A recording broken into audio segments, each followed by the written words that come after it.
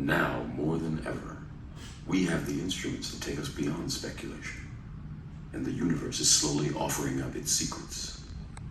But before we get too far away, let's look back at our own place in space. We live in an average spiral galaxy made up of several 100,000 million stars, all swirling in an immense disk of gas and dust. On the outer edge of one of its arms, there is an unexceptional star, our sun. And amidst the sun's orbiting halo of planets and moons, comets and asteroids, lies a small blue planet. This is our place in the universe. As far as we know, it's the only place where inquiring minds like ours look up and wonder. But chances are, we're not the only ones.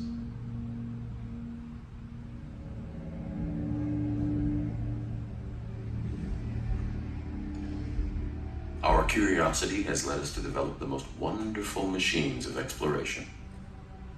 Our instruments sweep the sky, gathering immense amounts of information. A data storm is pouring from the heavens.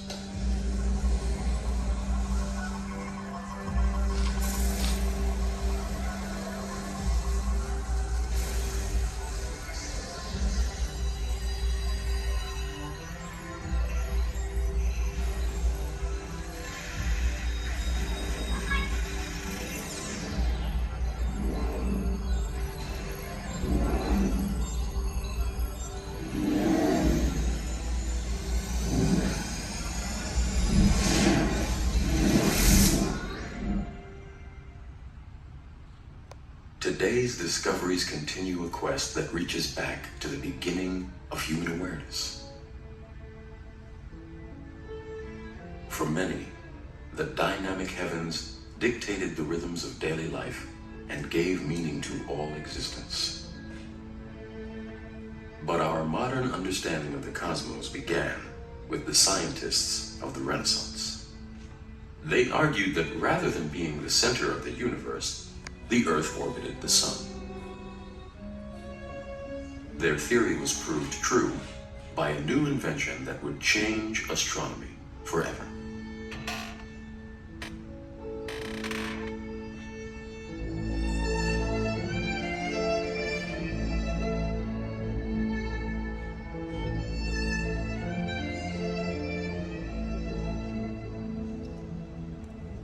Our need to know is just the same as our ancestors, but what we know today is astounding. Our giant leap into space means we can now see the outer reaches of the universe. And for the first time, we have begun to comprehend the large-scale structure of the universe. Now begins the awesome task of plotting how everything in the universe is related to everything else. The distance between galaxies is huge. Galaxies come in all shapes and sizes. There are billions of them scattered through space like shells on a beach. The deeper we look into space, the more we see. We have always tried to make sense of the unfamiliar, but never on this scale. Now we have begun the formidable task of making a map of everything. Scientists from the Smithsonian Astrophysical Observatory and elsewhere in the world begin by selecting a tiny sliver of the sky. Vast amounts of data are gathered, computed, and plotted, building up the largest three-dimensional map ever created.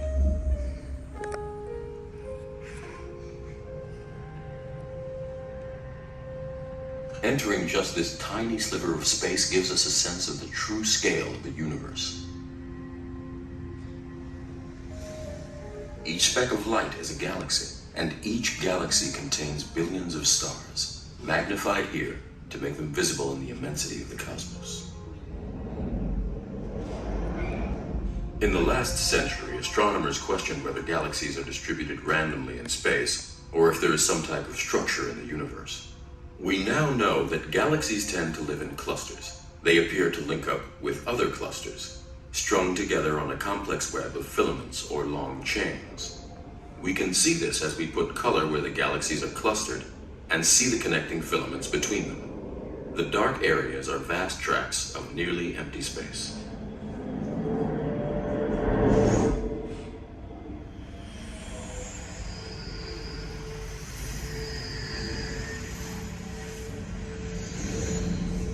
The detailed mapping of the universe has only just begun. As we continue to look deeper into space, perhaps even more complex patterns will emerge. As the underlying structure of the universe is gradually revealed, we're gaining profound insights into nature on a scale never before imagined.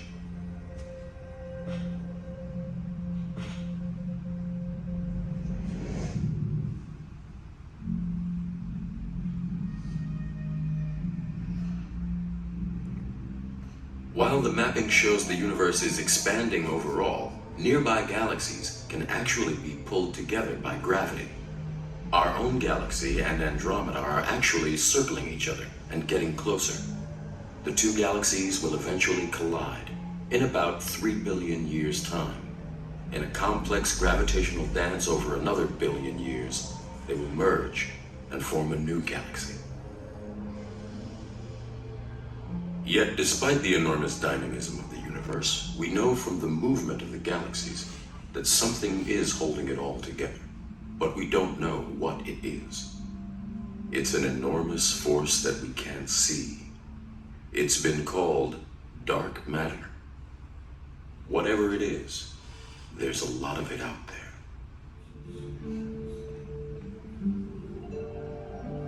Once we were able to get telescopes beyond the Earth's atmosphere, we saw the universe as never before. Images from the Hubble Space Telescope are revealing the life cycles of stars from birth to death.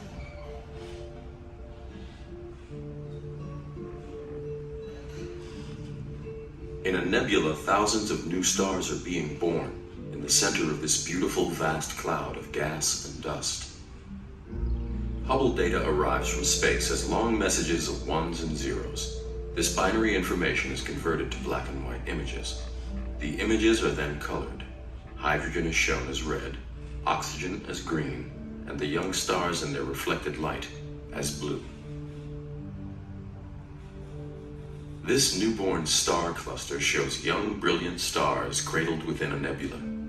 The recently formed stars are blasting out stellar winds and shock waves, hollowing out a cocoon in the gas and dust. Once the cycle of star formation is complete, this nebula is doomed, destroyed by the star's stellar radiation.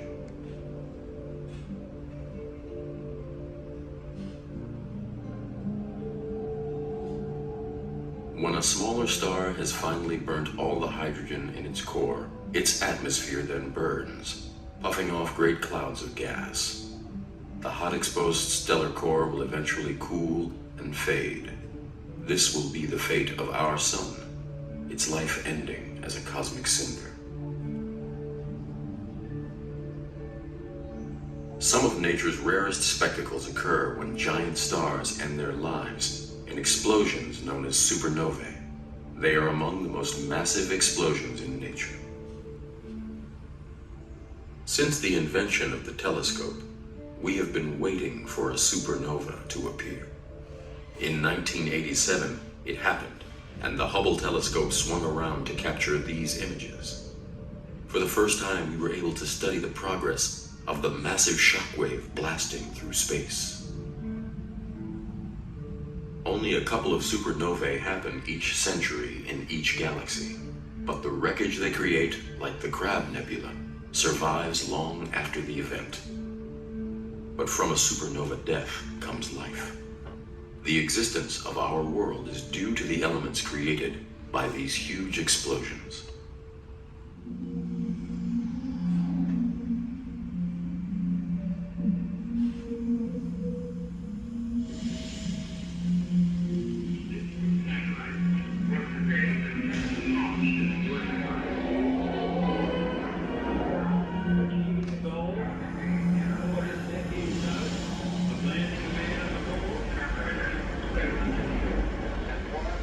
There seems to be a basic human urge to leave the Earth's surface and see what lies beyond. It took us a while, but once we got the hang of it, there was no stopping us.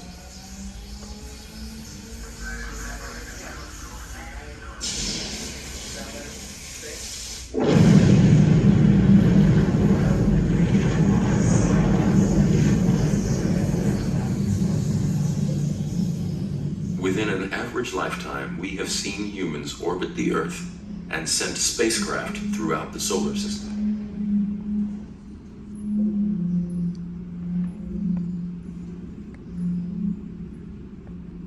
But what are we looking for?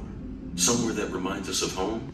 Evidence of past life or conditions that could sustain it? The worlds of our solar system are the only places we can actually visit to look for life. The hunt has begun. Today, our view of Mars is based on data from spacecraft orbiting the red planet, allowing us to explore that world as if we were right there, right now. If there's one place you would visit, this is it. The huge scar across Mars called Valles Marineris. It's the largest. Now, we're moving into volcano territory. The most massive is Olympus Mons, almost 350 miles across and 16 miles high. It is the largest volcano in the solar system.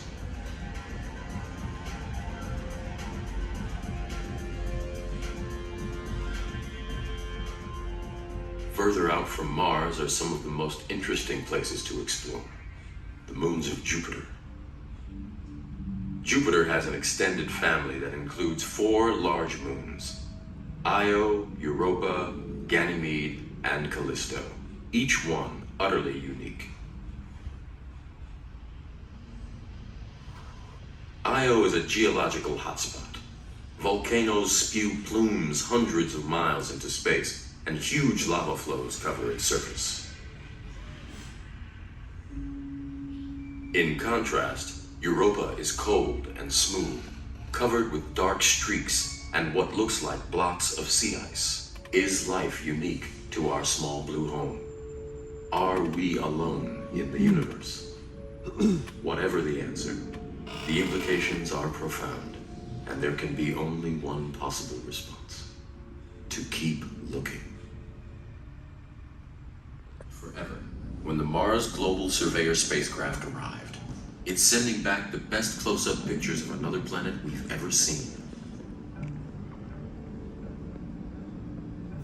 These pictures are hot off the press. For the first time, we see frost melting at the southern polar region during the Martian spring. When the frost melts, it leaves patterns on the surface.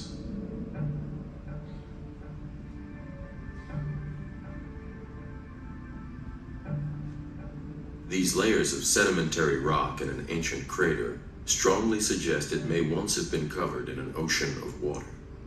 Erosion has stripped back the land to its geological bones. The camera is showing us constant and short-term changes of the environment. Windstorms sculpt the Martian landscape, creating distinctive patterns of dunes and ripples. Here, Mars looks much like Earth. Scientists at the National Air and Space Museum are studying these images to better understand how sand dunes form on both planets. The forces that create these dark features are well known on Earth. They are tracks made by mini tornadoes or dust devils. We knew they existed on Mars. The Pathfinder spacecraft captured this remarkable sequence from the surface a few years ago. The dust devil is nearly 1.5 times as tall as the Washington Monument.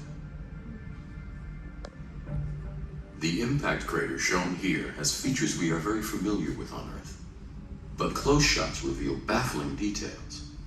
Narrow gullies with finger-like deposits running down to the base. What are they? How were they formed? Here we see more of these features, perhaps formed by flowing water. The dark, smooth areas at the base suggest that it happened not very long ago. These gullies may be younger still. Is it possible that features like these are being formed today? The Mars Global Surveyor has opened up many such tantalizing possibilities, and new spacecraft are bound to reveal other mysteries awaiting our discovery in the solar system.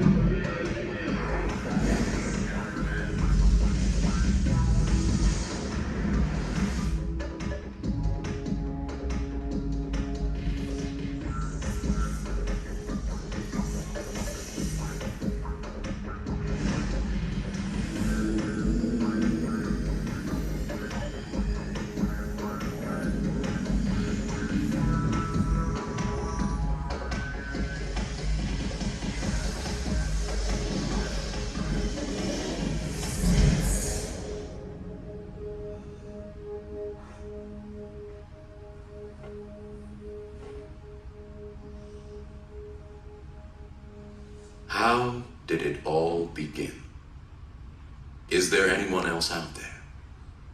Where does it end?